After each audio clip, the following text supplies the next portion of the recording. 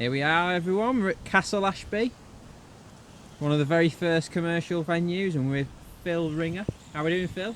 I'm good, mate. Rolling back the years. Maggot feeder at Castle Ashby. Maggot feeder. Famous fishery from donkeys years ago. Would it be fair to say you've learnt your craft here? Yes, lots of amazing anglers have fished here over the years. People who were years and years ahead of their time. And we've come back here today to fish maggot feeder. Really simple. Here's a nice skimmer. Look at him. That blue sky. Lovely day today. Absolutely stunning. Put him in the net. And we're catching a few fish. Yeah, we're keeping it very simple. We've got a tiny little Drennan feeder on there. Beautiful little maggot feeder. They come out of the way of the sun.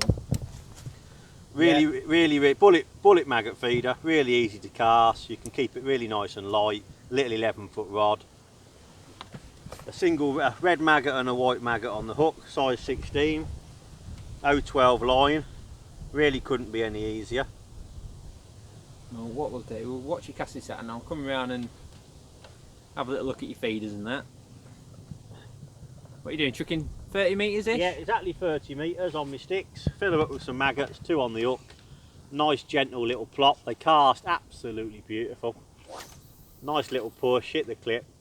You can even hear the plop there. Down we go. And we're waiting about maybe 2 or 3 minutes for a bite. So, while we're waiting for that, let's have a little look at the bait selection. So what we got, Phil? We've got some white maggots, which synonymous with fishing in Europe, Spain, places like that. They only use white maggots, and the UK everyone's mad with red maggots. So I've mixed them both together in here, so I can put 1 of each on the hook. I think a white maggot, when you get to winter time and it's a little bit clearer, I think a white maggot sits out beautiful. And that's it. I've got some micros just in case we needed to chuck the method, and I've got my sticky mag, so I can sticky mag up some maggots and maybe try and catch a carp a bit later on. We'll talk about it in a minute because I'm really keen to learn a bit about that. But obviously we're using fine tackle, aren't we? What we're using? Yeah, a little 11-foot rod, so it's nice and tiny, nice and soft. So we haven't got to use strong hook lengths. I'm on the fluorocarbon today, 012.8. I wouldn't say I was a massive believer in fluorocarbon yet, but I'm learning with it, and it's doing me no problems at all. I think there might be a roach on there. So you using? Oh no, not a big one. Got a bream.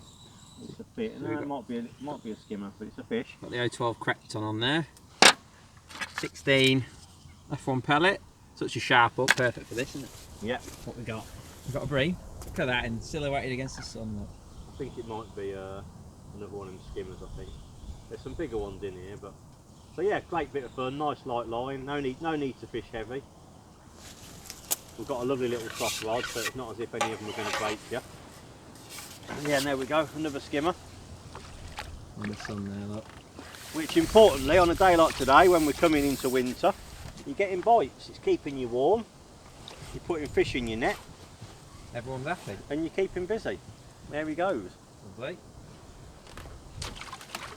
Yes, so, keeping it light with all the tackle. Yeah. No need for big hooks on single and double maggot. I mean, just fished that international match, caught quite a few fish there on single maggot, but we've got a few roach about today, so I've gone for the double maggot rather than the single. Ooh, a carp just washed out then. So obviously that's a big reason why we've come today, because that festival, the maggot feeder, even though bloodworm and baits like that was allowed, the maggot feeder scored really highly, didn't it?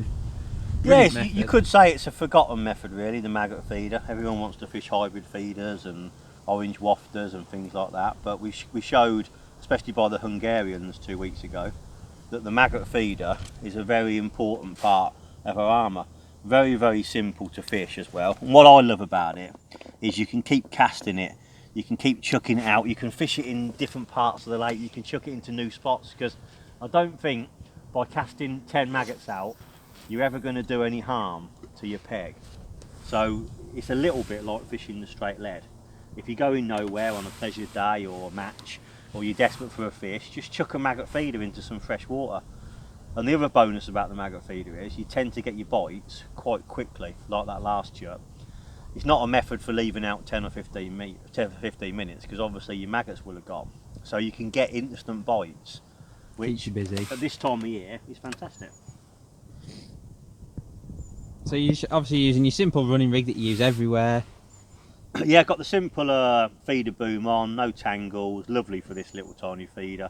Cast nice, put a nice little light up length on, and away you go. That was a little touch. Another touch straight away. Might have been a roach, but as I say, on a day like today, We're happy with a few roach, aren't we? yeah, just a bite's a bite. Let's keep it simple and put a few fish in it. So, obviously we touched on the old sticky mag powder. When would that come into play then? Because I ain't got a clue. Sticky mag, associated with Spain and places like that. I missed it in the summer, where the maggots break down really fast. But what we learned at Barston fishing 2 weeks ago was if you sticky mag your maggots up, even if they didn't really want, you know, to eat the sticky mag feeder, they preferred an opening feeder. If you fed with sticky mag, it just slowed everything down. So you imagine that the maggots were wriggling slower, it took them longer to get into the silt, and I felt as though with the sticky mag I could leave some bait on the bottom rather than chucking this like the straight lead. So Building a bit. mixing the two was the perfect scenario. A couple of chucks on the sticky mag, slow the maggots down, get them on the bottom, get some fish in, and then catch them on this little maggot feeder. Really simple. Obviously Phil's got some specialised Colmic Arabic gum there, but I mean you can use Horlicks or anything like that, can't you? Yeah, you can use anything to make it sticky. Yeast is another nice one. I mean, loads of people use the gum. It's nice and easy. Stick the maggots, and there's no rocket science to it. If you put more on, it takes longer to break down, and the maggots are going to get slower. If you don't put so much on, they break down quicker. So you want nice clean maggots, don't you? For yeah, the only thing you need is the maggots to be clean. Get rid of the maize, riddle the maize off, and then all you want to do is put your hand in the water, run your hand through the maggots, and just get any dirt off into your hands, and then just wipe it on your towel.